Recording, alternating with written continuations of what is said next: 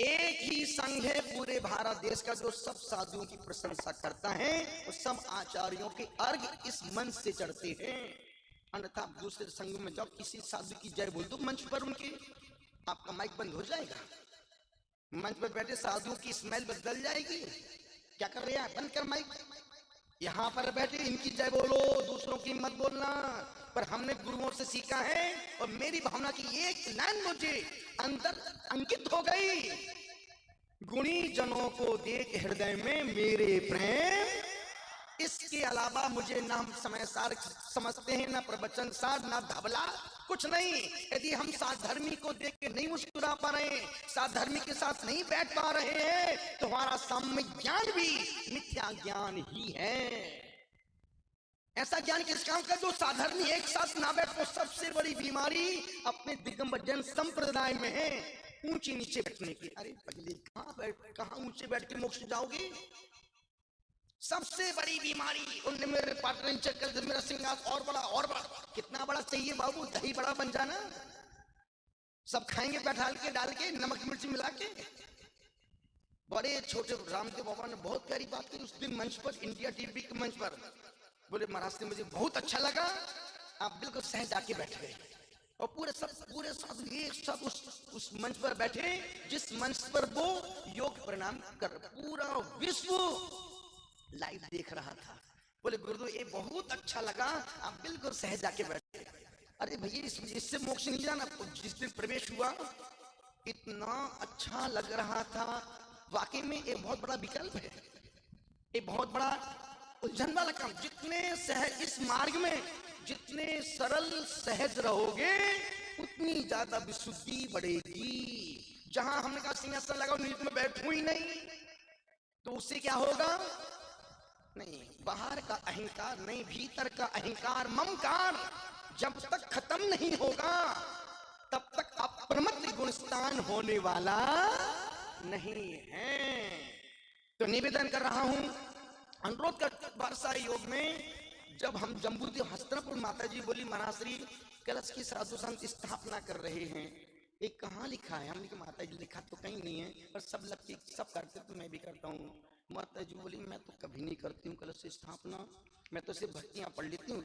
उनसे हमने सीखा, जब इतनी बड़ी साध्वी बोल रही कि चतुर्मास कलश स्थापना कहीं लिखा ही नहीं है। संकल्प होना चाहिए, दिग्बंधन संकल्प है पर कलशों का, लेकिन अब कलश भी चतुर्मास के व्यापार बन गए। बताओ 500 कलश, 1,000 कलश, एक चतुर्मास थोड़ी है व्यापार। हम सुबह कहा था ना, समाज के लोग अब साधु को प्रभावना के लिए लेके नहीं आते हैं, इकट्ठा करने के लिए लेके आते हैं, इकट्ठा करने के लिए। और देने वाले सिर्फ वही 5 लोग हैं। कितना देंगे, कब तक देंगे? जिसको ना दो उसका ही मुंह भूल जाता, उसकी चेहरे की स्मेल बदल जाती। कितनी भक्ति करो, यदि वो प्रधान खड़ा हुआ है, अब वो साधु देखेगा फिर क्यों, इसने दिया ही नहीं। कैसी भक्ति, कैसा मार्ग, ये निर्विकल्प का मार्ग है, निर्द्वंद्वता का मार्ग है, ये द्वेष का राग का मार्ग नहीं है, ये अपेक्षाओं का मार्ग नहीं है कि कोई उपेक्षा कर दे तो तुम उसके 36 हो जाओ। आचार्य कहते नहीं, सहज मार्ग है। आप साधु का काम सिर्फ प्रवचन प्रेरणा देने का है, समाज को प्रेरने का, परेशान करने का नहीं है। तब से हमने कलश स्थापना करना बंद कर दिया है। कोई कलश स्थापना, सिर्फ गुरु चरण की स्थापना करते हैं, गुरु चरण की स्थापना और अखंड दीप पर मुझे अति भरोसा है।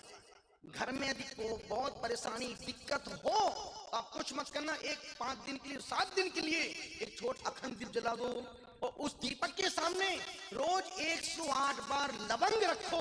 नमोकार मन चतारी मंगल चतारी लोगों पर चतारी शरण पर। जिस काम से उलझन हो रही हो उस काम को कागज पे लिखो और उस कागज पर वो एक लौंग चढ़ाते जाओ। और फिर देखो 7 दिन में कैसे समाधान नहीं मिलता है। पूरे घर का वातावरण वो एक दीपक चेंज कर देगा। पर श्रद्धा मन में चाहिए, मरा कहो यार। आप अभी मेरे रूम में जाना, दीपक जलता ही रहे और मैं कुछ नहीं करता हूँ, सिर्फ दीपक की लौ को देखता हूँ, उससे बात करता हूँ, अपनी बात उसको बोलता हूँ। और काम होते हैं। तो चतुर्मास में दीप स्थापना, दीप यंत्र स्थापना, उसमें एक यंत्र भी रहता है। जैसे वो वहां दीपक जल रहा है, दीपक जल रहा है, पीछे यंत्र दृश्य मंडल एक यंत्र रहेगा और सामने गुरु चरण, इसके अलावा कुछ नहीं, कोई प्रोग्राम नहीं। बोलियां पसंद ही नहीं करता हूं, क्यों? जिसको करना भैया अपने नाम लिखा दो, बुला दो उनको।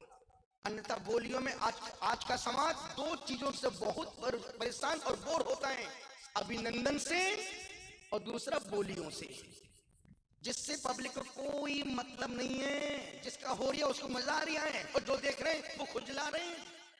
कम वक्त कहां से आ गया, पूरा समय खराब कर, जिनको सुनना उनको सुन नहीं पा रहे, पूरा समय हमारा अभिनंदन में और हमारा बोलियों में। इसलिए आपने देखो जिस दिन प्रवेश हुआ था कोई अभिनंदन सम्मान पूरी लिस्ट लेके आए मेरे पास हमारा सुरेश भाई, महाराज इतनी दूर सामने, बिल्कुल नहीं, ज्यादा दिमाग मत लगाओ, जो बोलूं वैसा करने का, कोई सम्मान नहीं होगा।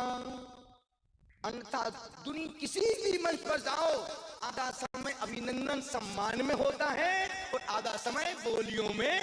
अब जब इनको सुनना है तब इनका जाने का समय हो जाता है।